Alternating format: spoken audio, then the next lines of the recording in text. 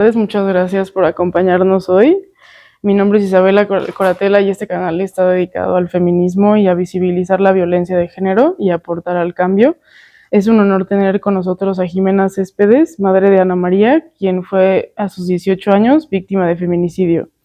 Hoy queremos ofrecer un espacio de escucha, de memoria, reflexión y activismo, como el dolor se transforma en acción, y queremos conocer su historia, la de su hija, pero también el camino que ha tomado después, para que otras personas puedan aprender, reflexionar, y quizá nos gustaría tocar algunos ejes, como su vida familiar, los indicios y señales, el momento del homicidio, el proceso de la búsqueda de la justicia y finalmente la creación de la fundación y su activismo. Le agradezco de nuevo que esté aquí. Muchas gracias. No, Isabela, gracias a ti por invitarme. Te quería preguntar, ¿nos podrías contar un poco sobre Ana María? ¿Cómo era ella y qué le gustaba hacer o qué sueños tenía?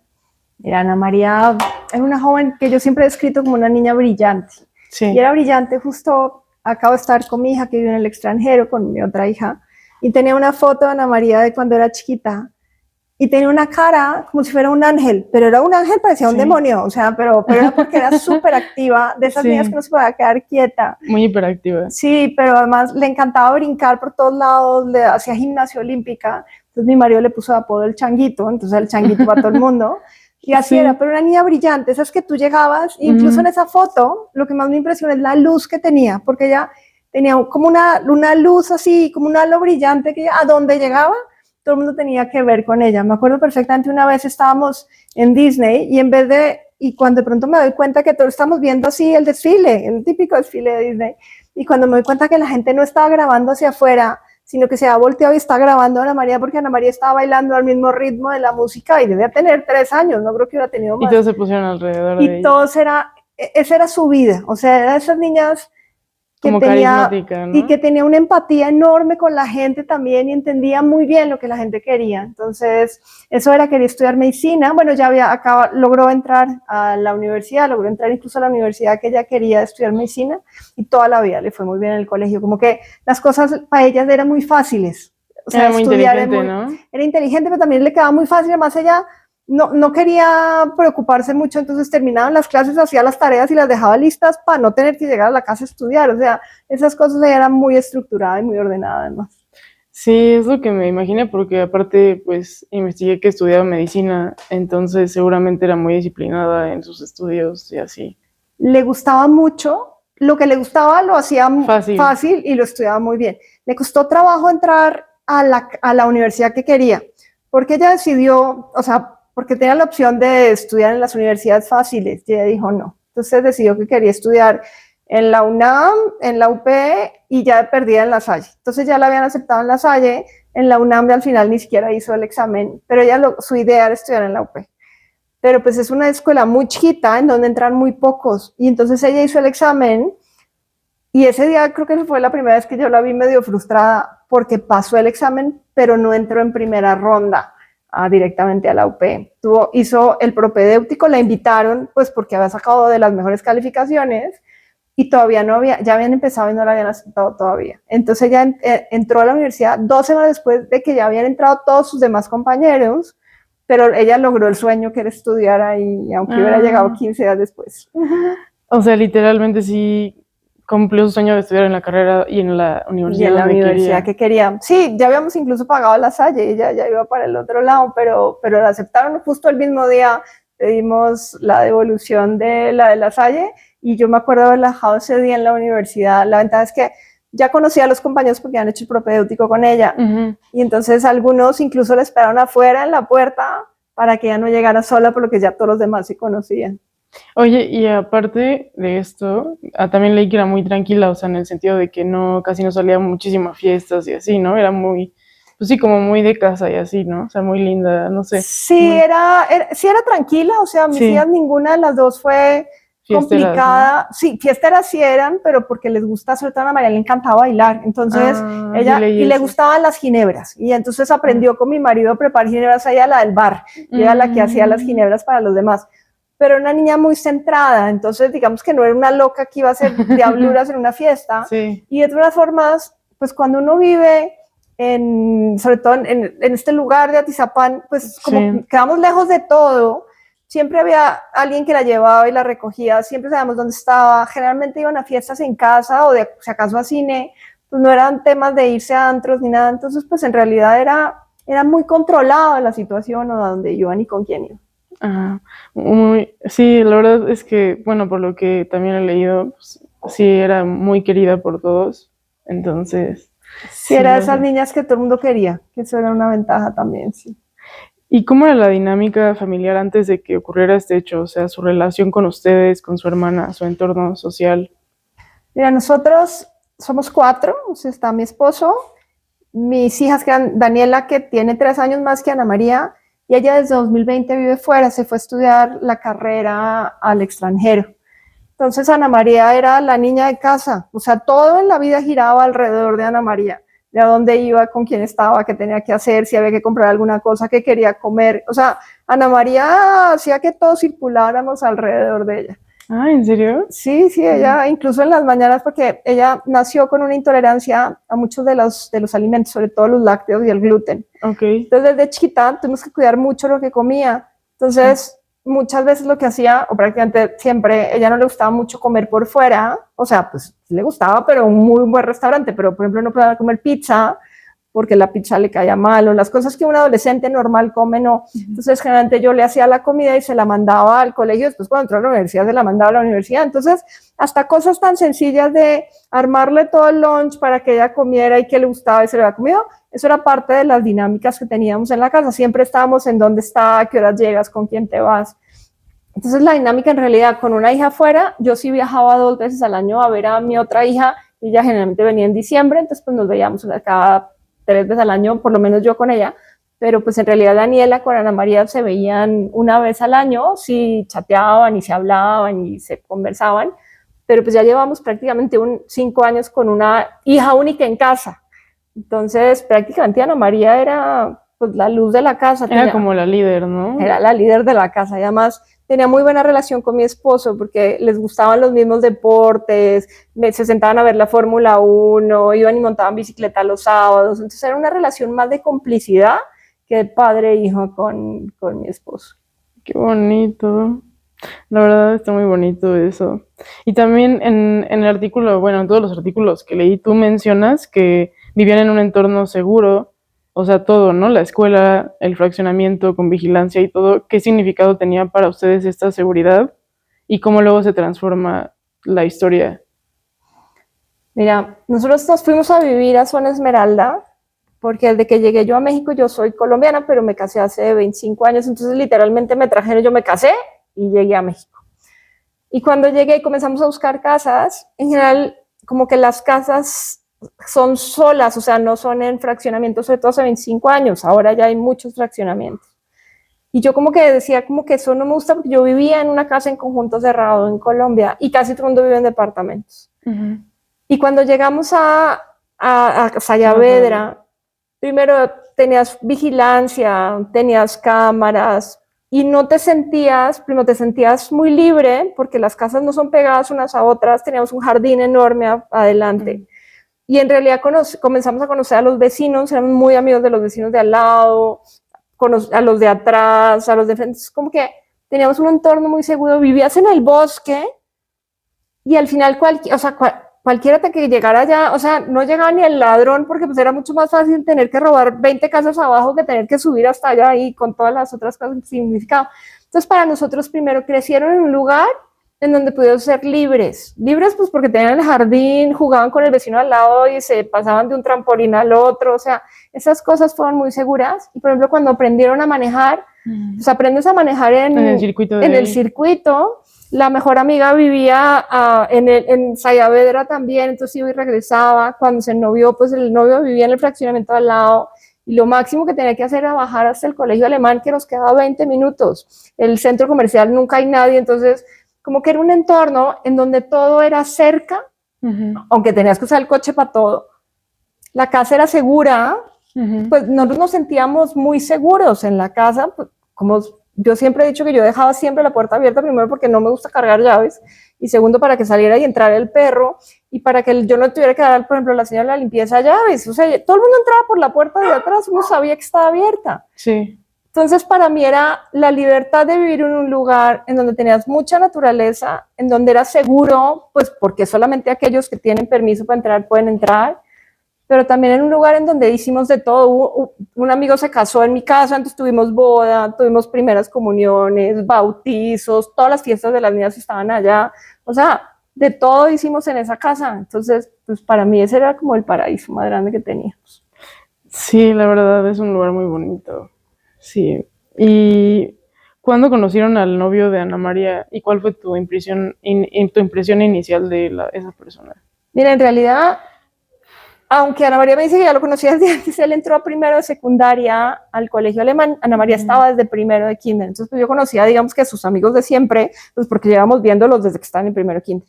Pero hay algo que se llama entrada lateral, que son niños que no saben hablar alemán, pero que pueden entrar a primero de secundaria, y entonces los meten en un curso aparte, es un curso bastante grande, los dejan de primero a tercero de secundaria juntos mientras terminan de aprender el idioma, y ya para primero de prepa ya los mezclan a todos porque pues ya tienen el idioma y digamos que las bases en conjunto. Entonces ella en realidad lo conoce en segundo de secundaria. El alemán tiene un viaje a Alemania para que vivan en casas de familias durante un tiempo y viajan también juntos, y este muchacho fue. Entonces ahí fue donde realmente, digamos que lo conoció y comenzó, digamos que a relacionarse más con él y con ese grupo que le llaman de lateral, que esto fue segundo de secundaria.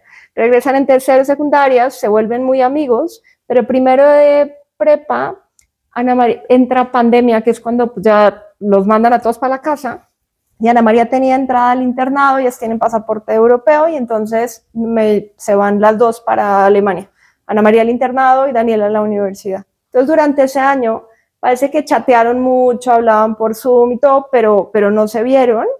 Pero ya en segundo de prepa es cuando ya comienzan a salir juntos. Para noviembre de 2000, calculo yo, noviembre de 2021 se hacen novios. Ellos entran al colegio en octubre, porque en México incluso hubo muchos colegios que se quedaron 2 años sin pandemia, sí, ¿no? En pandemia fuera, pero en el alemán sí decidió entrar en octubre y hacen novio en noviembre. Entonces, pues yo lo conocí porque pues él fue a la casa a pasar por ella me dice, es que me van a pedir, y yo no entendía qué era lo que querían pedirle, entonces ya me explicó. Entonces ese día lo conocí. Era un muchacho que, si yo te lo digo, pues era un muchacho como cualquier otro, pero un muchacho decente, de los que siempre te abría la puerta, de los que saludaba, de los que preguntabas cómo estabas, siempre te preguntaba, o sea, era un muchacho que tenía buena conversación. Entonces, para mí era un muchacho muy normal, o sea, yo no tuve ningún problema desde el comienzo, incluso lo que le pregunté a Ana María por las cosas básicas: dónde vive, cómo le va en el colegio, y ya, pues porque además para mí era el novio del colegio. Pues, por ejemplo, si ahorita me preocupa el novio de mi otra hija, porque dije, con esa se puede casar, pero en ese momento ni se me ocurría, y además pues estaba en el mismo colegio, jugaba handball y básquet, entonces era deportista, entonces casi siempre, sobre todo el primer año de noviazgo, prácticamente se veían solamente en el colegio, y si acaso en las fiestas que tenían pues de generación o de algún amigo, rara vez salían algo más. Entonces pues ni siquiera me preocupé mucho en el tema, y ella estaba contenta. Sí, como que lo viste muy, pues sí, muy lindo, muy deportista y buena plática, o sea, no viste ninguna señal de riesgo en ese momento, ninguna. Y en los artículos señala que hubo eventos que ahora pueden interpretarse como señales de alerta. Por ejemplo, mencionas que hay una broma de lanzarle como crema pastelera en la cara, que, bueno, voy a mencionar qué pasó. Era el cumpleaños de Ana María y ella fue a visitarlo y o sea, en vez de saludarla bien y hacerle una sorpresa bonita, llega y le avienta un pastel en la cara y te marca llorando, ¿no?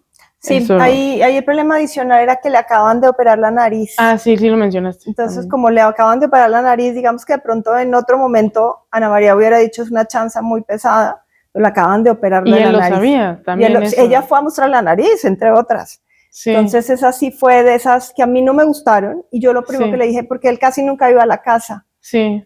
Y en general nosotros somos como muy familiares, todos los domingos comemos en casa de mis suegros, tenemos muchas reuniones, sobre todo en la casa, y no lo dejaban ir a las reuniones. Incluso una vez, pues ya lo invitamos a la casa porque iban a ir otros amigos, e incluso lo invitamos con sus papás.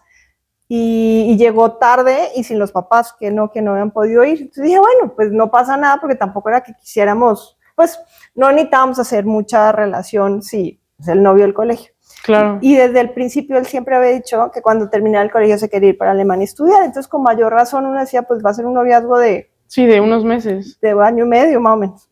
Sí. Pero pues ese día sí me molesté mucho y entonces le dije a Ana María que ya no regresaba a esa casa. Y entonces su mamá me llamó a pedirme disculpas, pero ahí comenzó, el cambio comenzó a ir más a la casa, entonces pues yo estaba como más tranquila, incluso nos acompañó una vez a comer donde mis suegros, que la tengo como muy presente, un día lo llevamos un domingo a comer donde mis suegros, y otro día vinieron mis papás desde Colombia, fuimos a cenar y lo llevamos a él a cenar con Ana María y con nosotros. Y como que ya se había como calmado todo, ¿no? Por así decirlo, porque ya estaba yendo a tu casa y sí, o sea, pensaste que todo estaba bien, por así decirlo, sí. ¿no? Y para nosotros, sobre todo cuando tú no vives en un entorno violento, no sabes ni siquiera que eso existe, porque yo siempre pensé que vivíamos así como en una burbuja y en un paraíso.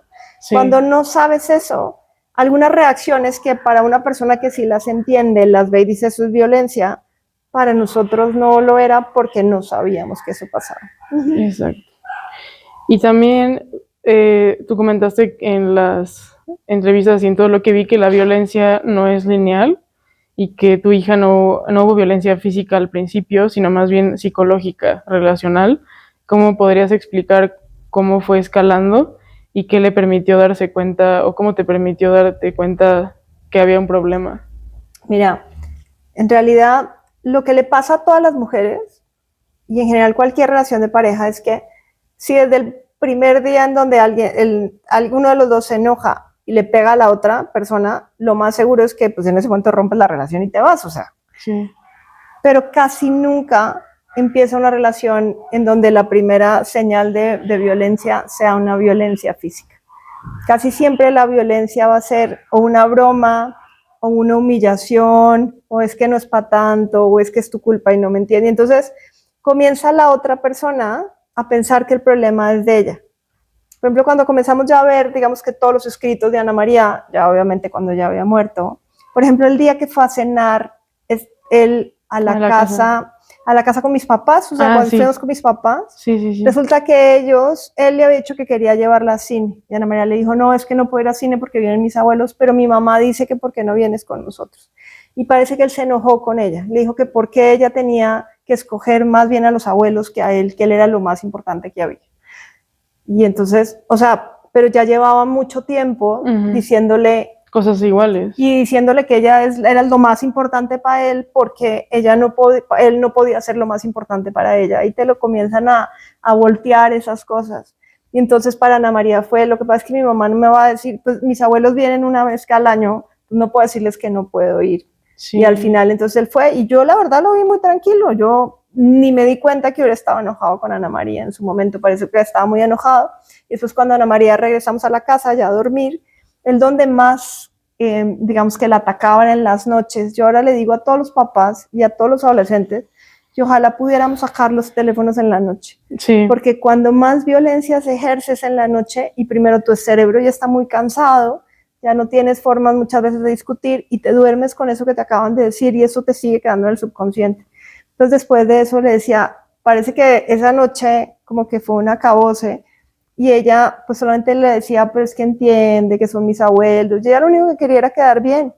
Y una persona cuando está siendo violentada, lo único que no puede es intentar quedar bien, porque lo que va pasando es que va entrando en ese ciclo de violencia y en donde ella se va creyendo que la culpa era de ella. Y lloraba, y supongo. Sí, así. Nosotros no la veíamos llorar porque lloraba en las noches. Yo me acuerdo que en las mañanas muchas veces la veía con unas ojeras, pero yo pensé que era porque no dormía bien o porque se había quedado jugando. Y yo, Ana María, es que tienes que dormir mejor. Ella incluso se iba a dormir temprano, pero se iba a dormir temprano para chatear con este muchacho en las noches, que ahí no la podíamos nosotros ver. Entonces, obviamente se dormía tarde y por eso tenía ojeras en la mañana y llegaba a la casa muy cansada y llegaba a dormir en las tardes. Pero ahorita que te lo estoy contando, estoy comenzando a entender que eso era parte de lo que le pasaba. Y entonces una joven comienza a creer que es menos. Me acuerdo que un día me pidió ir al psicólogo, pero yo pensé que el psicólogo era para que le ayudara a terminar de decidir si era correcta la carrera, porque así fue como como empezaron las sesiones, y también porque ella empezaba a vomitar, pero yo sabía eso, pero yo siempre pensé que era por la presión de estudiar medicina, porque además estaba haciendo el curso de paramédicos, estaba obviamente terminando el colegio y estaba estudiando para entrar a medicina, entonces dije, pues eso es una presión grande para un adolescente, pues al final tenía 17, nadie es adulto antes de los 25. Y no, pues yo no sabía que en realidad el tema mayor que tenía era justo ese tema de violencia, y entonces ella creía que era menos. Cuando comenzamos a ver ya los mensajes, ella le escribe después a algunos amigos, después de que termina con este muchacho, y ya lo que les decía, ya estoy confiando más en mí, ella no confiaba en sí misma, porque él siempre le decía que pues tenía que pues ella no era suficiente para él. Sí, sí lo puedo entender perfecto, porque aparte te digo que yo viví algo parecido con un exnovio, pero sí siento que cuando, o sea, también siento que te enganchas, o sea, como que de tanta violencia que recibes, que se hace un hábito, y también el miedo que se puede generar salir de ahí, te hace no salir de ahí, ¿sabes? O sea, es difícil salir de una relación así, y cortas y regresas y así, por lo mismo de que tienes miedo que te vaya a hacer algo. Bueno, eso es al menos lo que pasó por mi mente. No sé si Ana María sintió algo así, pero siento que el miedo que te produce ver que es violento, o sea, no sabes qué puede llegar a ser físicamente, ¿sabes? Eso es lo que te pasa por tu mente. Y además, lo que hemos venido estudiando a lo largo de este tiempo es que hay tres cosas. La primera, como comienzas a hacer cosas que en tu casa no harías, te comienza a dar vergüenza. Y entonces esa vergüenza, además de la culpa que ya te están endilgando, hace un tema complicado porque no vas a hablar con nadie porque sientes culpa y vergüenza. Sí. La siguiente, en tu subconsciente, y eso lo han dicho todas las mujeres que han terminado sobreviviendo a una relación violenta, porque al final sobrevives después de una de esas, es que sabes que en tu subconsciente hay algo que te dice que si te vas de esa relación te puede pasar algo. Eso es lo que yo sentía, o sea, sentía que si me iba de ahí, se iba a meter en mi casa, no sé, pensaba esas cosas. Y siento que muchas personas que quieren evitar eso no le cortan, ¿me entiendes? Y es algo muy fuerte porque, o sea, no puedes salir de una situación así cuando te sientes tan amenazada. O sea, suena fácil decir, ¿cómo voy a salir de ahí? Pero siento que sí es importante tener apoyo de un psicólogo o algo, porque como te digo, muchas veces no tienes como la cercanía de decirle a tu mamá o algo así por la vergüenza que tienes de lo que estás viviendo, porque no sabes cómo te van a percibir. Claro, exactamente. Y entonces eso se va volviendo más negativo porque cada vez te va dando más miedo, cada vez tienes más vergüenza y tienes más culpa. Y entonces es un ciclo en donde comienzas a dudar de ti mismo.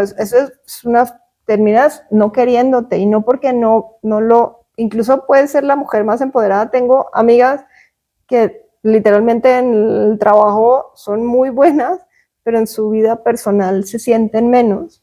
Y la tercera, que pues al final es como comienzan, de pronto le cuentan a la mejor amiga, y la mejor amiga de pronto está sufriendo una relación igual, pues entonces dice, pues es que no es para tanto.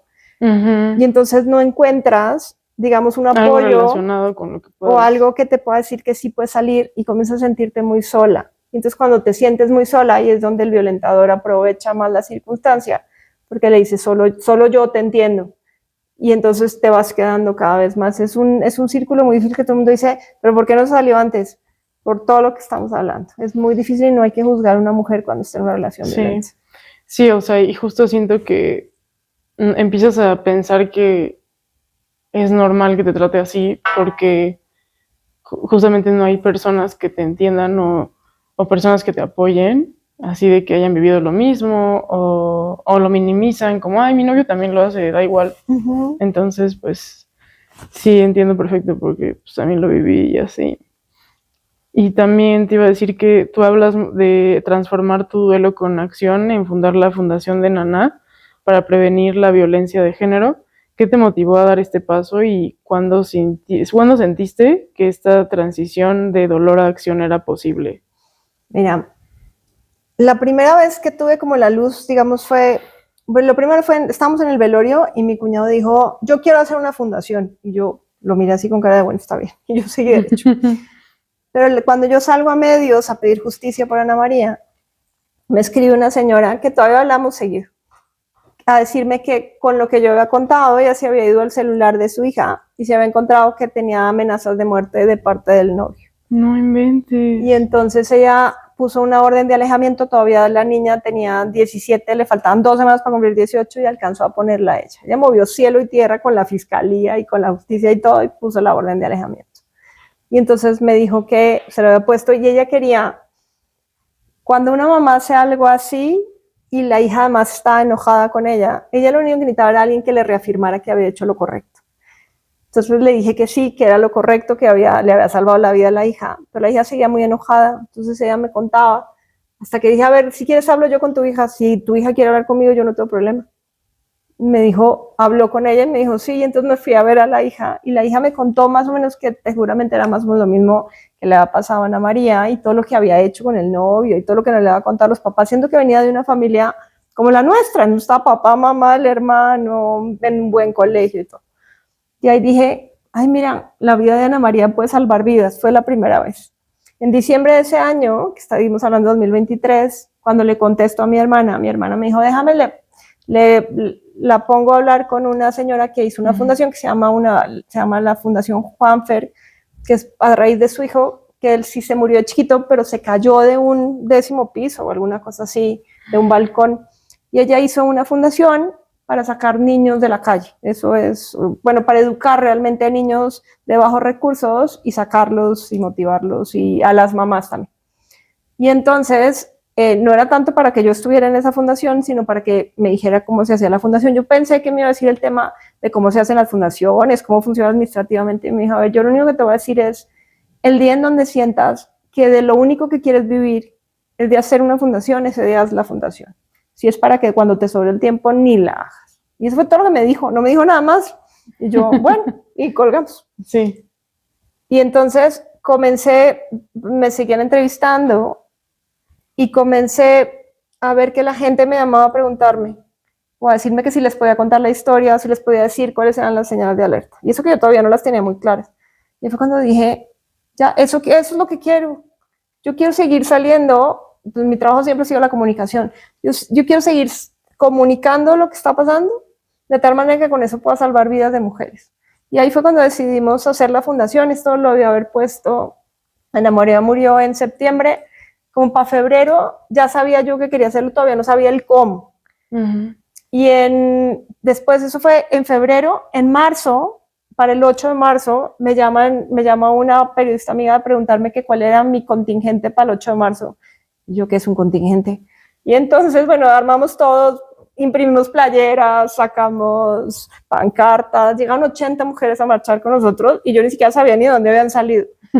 Y ya cuando marchamos, yo nunca había ido un 8 de marzo, y cuando me doy cuenta que todas las mujeres que estaban ahí no estaban pidiendo un tema de empoderamiento, de qué carreras estudiar, cómo hacer mejor el sistema, lo único que estaban pidiendo era la vida de ellas, o la vida de sus amigas, o la vida de sus hermanas, y todas tenían un muerto al lado. Y me impresionó una frase que decía, ¿por qué mujer muerta te moverías? Y ahí entendí que vivimos en unos países en donde lo primero que tenemos que garantizar es la vida. Y entonces ahí fue cuando dije, la fundación tiene que tener el objetivo de educación y de concientización en temas de violencia de género. Todavía no sabía bien en qué carril, entonces comencé a estudiar, me metí a una maestría. Pero un día yo hablo con Ana María y le digo, Ana María, necesito que me ayudes. Y es cuando encuentro una carta escrita de puño y letra del joven, de este muchacho, en donde más o menos le decía que quería ser el padre de su hijo, pero que quería controlarlo todo, que los celos no habían dejado. Y entonces tengo una sobrina que el día en que Ana María muere, nosotros estábamos cenando con ella, y ella estudió violencia de género, literalmente su carrera es violencia de género, estudió en Roma, y después de eso estudió una maestría en Berlín, y ahora está haciendo un doctorado, todo en violencia de género. Y cuando yo le mandé primero le dije, ella me dijo, si haces algo, yo quiero hacerlo contigo. Y entonces cuando le mando esta carta, me dice, claro, es que tiene todas las señales de violencia, que son control, celos, menosprecio de lo que dice la otra persona, aislamiento para poderlo controlar y cambios de temperamento. Tenía todo escrito en esa carta. Y entonces ahí fue cuando decidimos, literalmente, ya lo sabemos, vamos a hacer una organización en temas de educación y concientización de violencia de género desde el noviazgo, o sea, desde las primeras relaciones de pareja. porque el objetivo es que los 8 de marzo no tengamos que ir a buscar todas las que matamos, sino todas aquellas que realmente pueden salvarse. A mí lo que más me llena es cuando una mujer me escribe y me dice, yo soy sobreviviente de violencia de género. Yo con eso ya cumplí mi misión en el día. Mira, a eso entonces fue cuando decidimos hacer la fundación y a eso es prácticamente a lo que le dedico el 70% de mi vida ahora. Eso está increíble y la verdad está muy admirable que lo hagas y pues sí has salvado muchas mujeres porque lo investigué y en verdad está muy admirable. Y la verdad, como bueno mencioné, vi que recibiste mensajes de mujeres que identificaron que estaban en una situación en una relación violenta y pudieron actuar. ¿Puedes compartir alguna de estas historias, obviamente resguardando el anonimato, o qué impacto ha tenido tú sabiendo que sí estabas alcanzando a otras personas? Mira, a mí tal vez la que más me impresionó, estaba yo en una universidad en Guadalajara dando la plática y generalmente como es muy dura la plática y pues nadie te va, salvo en una universidad que sí levantaban las manos y me contaban unas historias espantosas. Una, por ejemplo, me contaba que su novio era entrenador de boxeo y que cuando se enojaba con ella la llevaba al ring. O sea, no, eso me pareció de esas cosas, pero que ya había salido, que está en terapia. Pero una vez estaba yo terminando una conferencia y generalmente se acercan algunas jóvenes a contar su historia o a preguntarte. Pero alguien pasó por detrás mío y como que me tocó el hombro.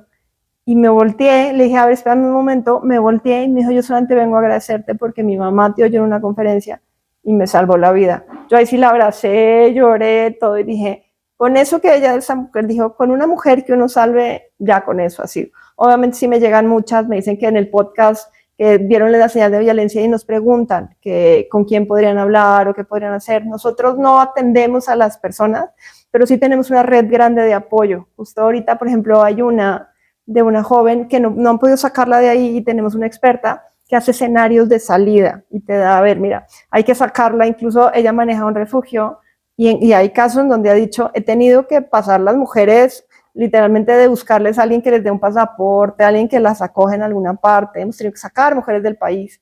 Entonces, el hecho de poderle, la mayor parte de las mujeres tienen 2 problemas. Uno, que creen que están solas y que a nadie más le pasa lo mismo. El hecho de poder repetir esta historia muchas veces, porque a veces donde la vez pasada alguien me dijo, ¿no te cansas de repetirla? Le dije, no, porque me he dado cuenta que los que te oyen o la audiencia que te va a oír hoy, de pronto no es la misma audiencia que me oyó antes. Claro. Y muchas veces una mujer dice, ay, no es para tanto. Pero después de que te lo repiten varias veces, te das cuenta que eso que te está repitiendo al final te va a hacer sentido en algún momento. Cuando de pronto ese día, de pronto ibas en una luna de miel y justo ese día se enojó, o te celó, o de pronto te llegó al trabajo sin saber que, pues, si no te había dicho que vinieras por mí, en esos momentos te cae el 20 y es cuando dices, ay, sí estoy en una relación violenta. Y después necesito saber, ¿y ahora qué hago? Porque una cosa es que lo reconozca y otra cuál. Entonces, dentro de la página de internet de la fundación tenemos un lugar de recursos, porque sí necesitas, como lo mencionabas, en algunos casos necesitas un psicólogo, en otros casos necesitas un psiquiatra porque estás tan deprimida que sí necesitas ayuda y medicamento para hacerlo.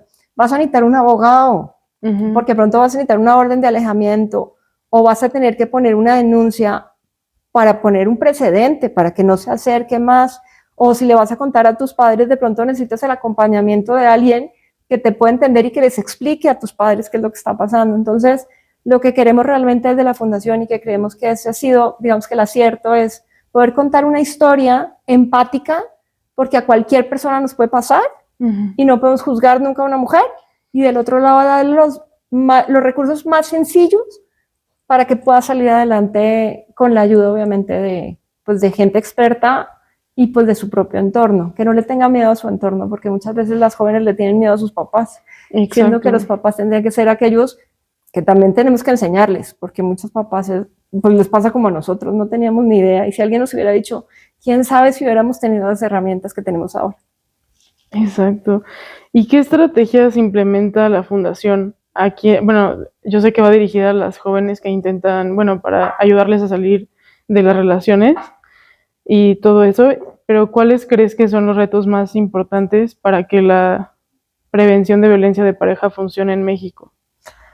Mira, los retos son enormes, pero mira, la primera es poder llegar a 130 millones de personas. Uno cree que tengo que llegar a las mujeres, tengo que llegar a los hombres también. Claro. Porque si no llego a los hombres, pues son el 50% del problema. Claro. Justo hay mucha gente que dice que son unos monstruos. No, es gente común y corriente. Este muchacho era común y corriente, que cuando pierden el control sobre la persona, ellos no entienden o muchas veces sí saben que son agresivos, pero ellos no van a terapia, como muchas mujeres si vamos a terapia. Claro. Lo primero que tendríamos que hacer sería lograr mandarlos a terapia, claro, que se den cuenta que son agresivos y manejar la agresión como cualquier otro problema. Pero muchas veces no lo hacen y es cuando pierden, digamos que el control sobre la persona y pierden el control sobre las emociones. Entonces, por eso lo más importante es llegar a muchas jóvenes, hombres y mujeres. La segunda, tenemos que enseñarles a acompañar a una persona que está siendo violentada, porque muchas veces lo que pasa es que el entorno la deja sola porque se cansa. Se cansa de que contó una vez, pero sigue con el mismo, aunque le dijiste, amiga, date cuenta. O sea, es muy, muy difícil sacarla. Y la tercera, que es lo más difícil, o una de los problemas más difíciles, es que cuando pones una denuncia no hay un seguimiento real. O muchas veces entonces las matan aún sabiendo que ya había una denuncia. Y cuando las matan, pues pasa como ahorita, que muchas veces solamente el 5% llegan a una sentencia condenatoria.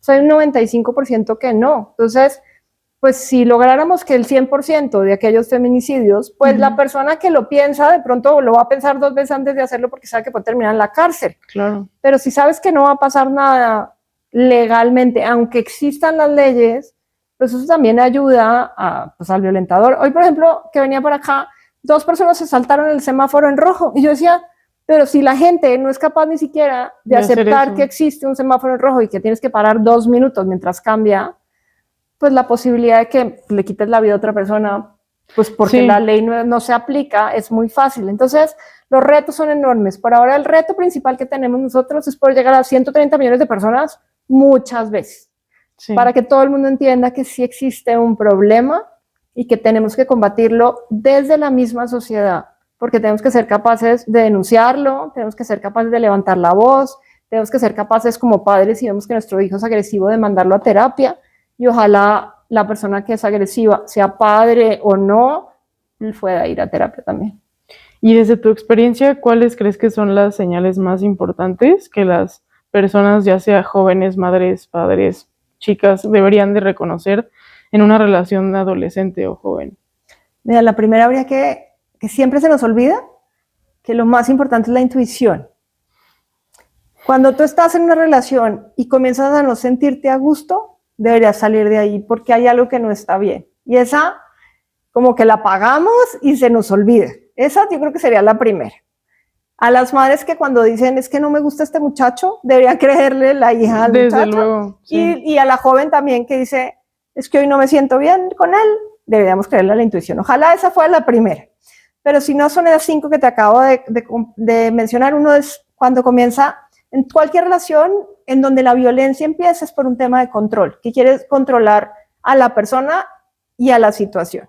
Después los típicos celos desproporcionados, de es que no me gusta que salgas con tus amigos, no puedes ir a ninguna fiesta si no vas conmigo. Esos celos de ¿por qué lo miraste? O dime, o sea, mándame la foto para saber que si estás con tu amiga y no con algún amigo. Esos celos no deberíamos tolerarlos en ninguna parte. La otra, cuando comienza, no es que es tu culpa, yo me pongo así de agresivo porque es tu culpa, porque tú no me entiendes. Todo eso es cuando hace menosprecio de la persona.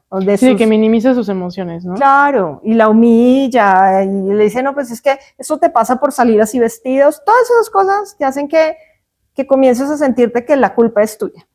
Sí. La otra, que es el tema de cambios de temperamento. Este muchacho le decía, es que me la he pasado terminándote una y otra vez y es cansado. Porque como la persona no sabe ya ni siquiera por qué se enoja, pero se enoja, entonces lo que hace es así casi que entra pasitito, ya no sale con sus amigos, y aún así la persona se enoja y ella no entiende. Y la última es que para poderla controlar hay que aislarla.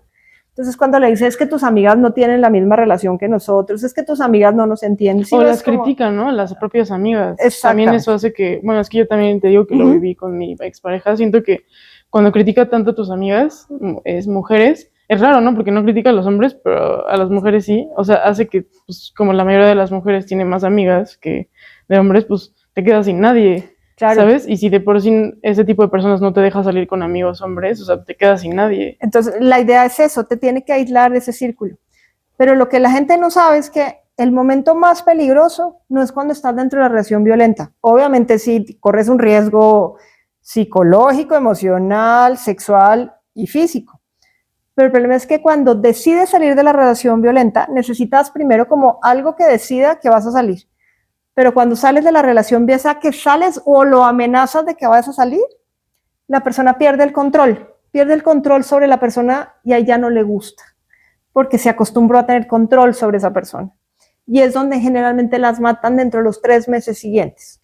Una vez que una joven decide salir de una relación violenta, es donde más hay que protegerla, porque es cuando el violentador puede matarla. Y puede ser el riesgo mayor es dentro de los 3 meses siguientes, por eso los refugios son de 90 días. Terminados esos 90 días, si no ha tenido relación directa con el violentador, hay un riesgo de 1 año más. Pero pasado ese año, rara vez las mata. Entonces, el objetivo tendría que ser que sobrevivan esos 90 días. Lo más sencillo es sacarlas del entorno. Desafortunadamente, siempre son las mujeres las que tienen que moverse en vez de mandar al muchacho por otra parte, pero digamos que lo que queremos es salvar vidas. Tendríamos que mover a esa joven durante 90 días y después asegurarnos que no tenga relación con el violentador durante 1 año. Y ya lo más seguro es que no vuelva a pasar. Pero durante ese año tendríamos que mandar a los jóvenes a terapia. Ojalá pudiéramos hacer eso. Sí. Bueno, yo aprendí que después de lo que viví con la expareja que tuve, que es muy importante siempre ir a terapia, porque a veces, por ejemplo, en este caso, Ana María vivió en una casa, pues, de una familia muy funcional, muy bonita, ¿no? Pero muchas veces también hay mujeres, seguramente lo has visto en tu fundación, que en su propia familia a lo mejor el papá ejerce violencia o algo así, y es muy difícil, bueno, es muy difícil romper el patrón que tú ves, ¿sabes? O sea, que ves como... Entonces, en ese tipo de casos también siento que es importante ir siempre a terapia, porque si vives constante violencia en tu entorno, vas a pensar que es normal seguir teniendo relaciones de ese tipo hasta que llegues a ese punto de un feminicidio, ¿no? Entonces siento que sí es importante ir a terapia siempre, y siento que también, como dices, por ejemplo, el exnovio que tuve, me acuerdo que una vez ya habíamos cortado y llegó a mi casa. Yo no sabía que los policías lo dejaban pasar, pero llegó a mi casa y me marcaba, yo lo bloqueé en todo, pero me mandaba como mensajes por Facebook, pues yo nunca uso Facebook. Entonces me di cuenta y pues me dijo, estoy afuera de tu casa, ábreme. Y pues se quedó, te juro, llegó a las 10 de la noche y se quedó como hasta la 1 de la mañana, y yo me quedé así como de, oye, o sea, mi hermano me dijo, oye, sigue ahí, ¿no quieres que le diga que se vaya? Y ya se fue, y después de eso ya le dijimos a los policías que no podía pasar. Entonces nunca pudo regresar.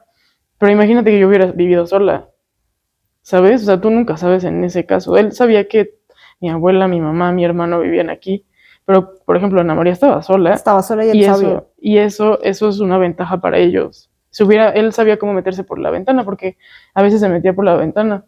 O sea, si no hubiera estado mi familia, sí se hubiera metido. Entonces sí siento que, como dices, ya luego cuando cortas, es muy importante como papás y así, y pues también como víctima, pues tomar terapia y también asegurar la casa de varias formas, para que sepas que no pueda entrar esa persona, porque más si vives sola es todavía más peligroso. Así es, y eso es parte de lo que tendríamos que enseñarle a la sociedad. O sea, no solamente digamos que las pláticas que las damos sobre las señales de violencia, sino también cómo acompañar a una víctima, porque sí necesitamos recursos para poderlo hacer. Y desafortunadamente la violencia, si fuera solamente una causa, o que pues encontráramos que todos los violentadores tienen determinada enfermedad, pues sería muy fácil, porque entonces atacaríamos el problema directo.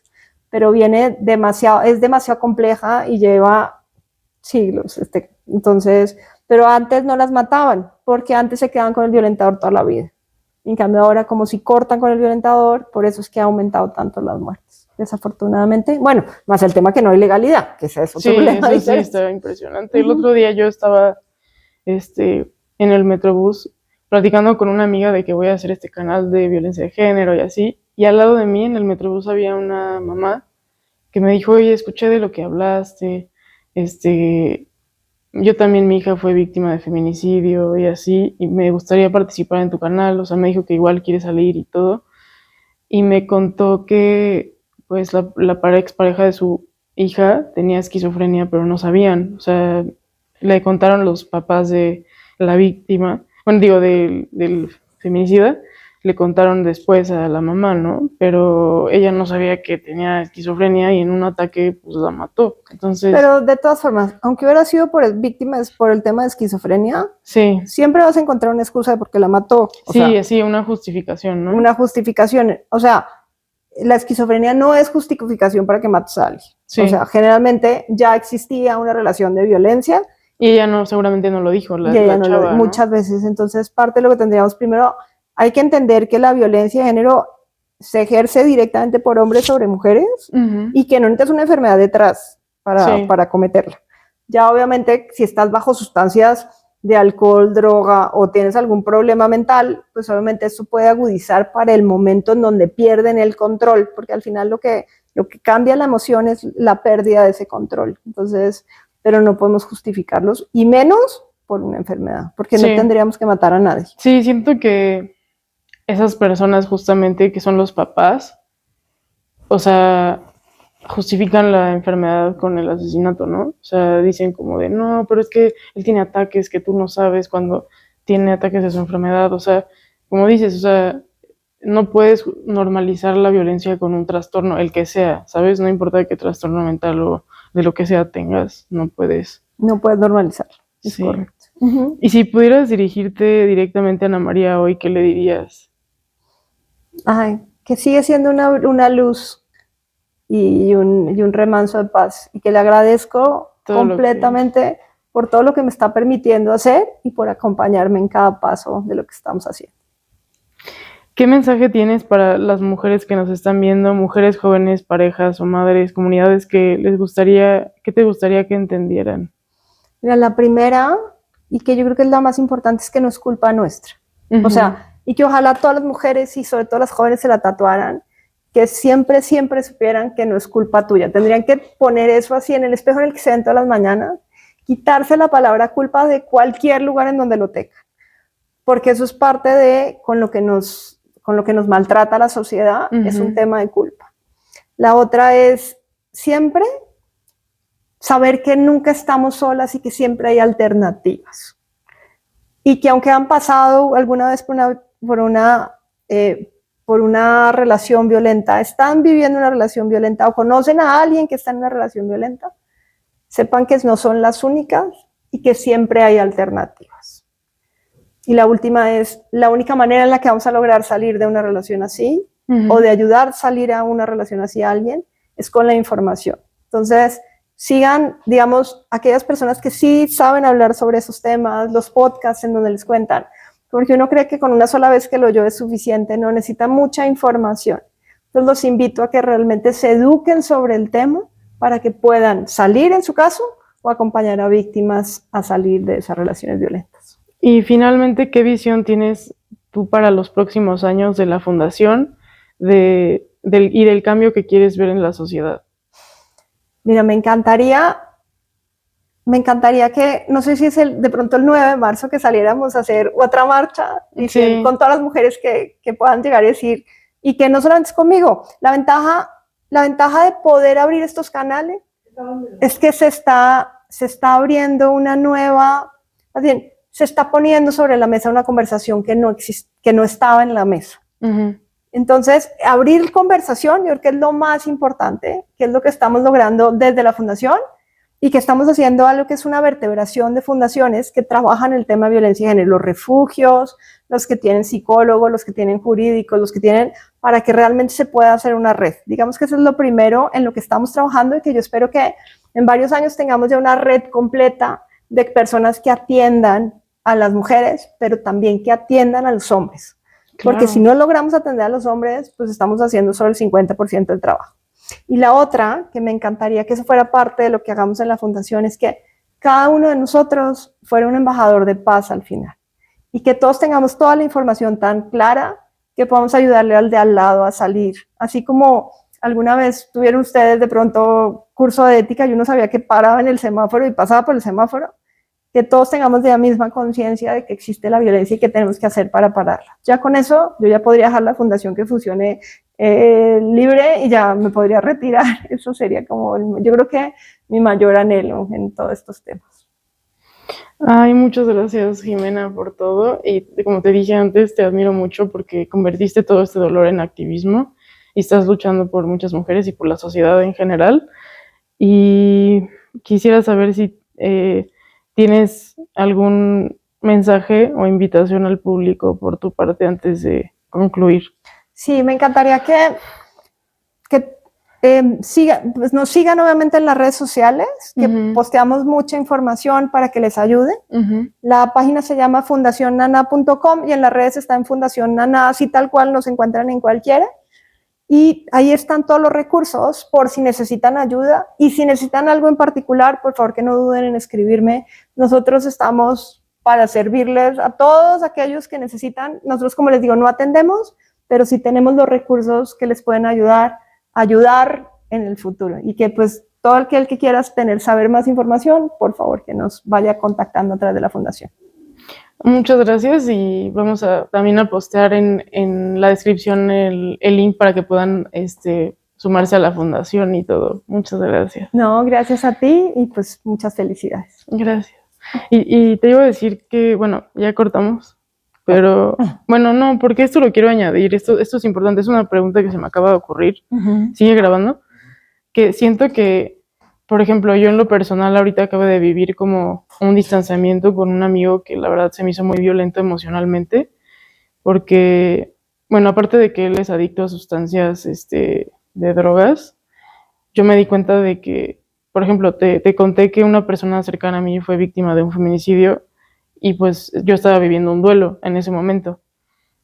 Y pues él, en vez de apoyarme en mi canal y todas las cosas que yo subo a Instagram y todo para apoyar, me empezó a criticar todo. Me empezó a decir, es que tú apoyas a Ariana Grande, o sea, de que todo lo que yo apoyo lo empezó a juzgar muy feo, ¿no? Y pues, por ejemplo, muchos hombres ven mal a Ariana Grande, ¿no? Y siento que también la ven mal por su éxito y todo eso. Y siento que también, no sé si lo has vivido en tu fundación o algo así, pero también siento que hay que hacer conciencia de que también una persona así que se meta a sustancias, que se vuelva violento en un duelo psicológicamente contigo, aunque no sea tu novio, pero sea tu amigo, también puede ser riesgoso que te pueda hacer algo en un brote psicótico o algo así de su adicción o algo, ¿no? O sea...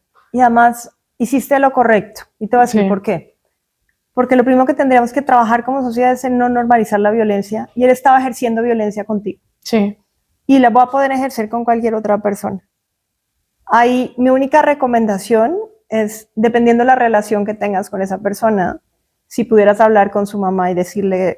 ¿Qué pasó? O sea, porque eso le ayudaría a la sociedad. Yo siempre he dicho, lo primero que tenemos que hacer es no normalizar la violencia y la otra ser capaz de denunciar. Y la denuncia no es a la fiscalía, no es a un juzgado, es ante una persona que te pueda ayudar o ayudarle a esa persona que es agresiva. Eso sería lo mejor que podríamos hacer. Entonces, parte del trabajo que tendríamos que hacer y que lo decimos mucho en la fundación es, dejemos de normalizar la violencia.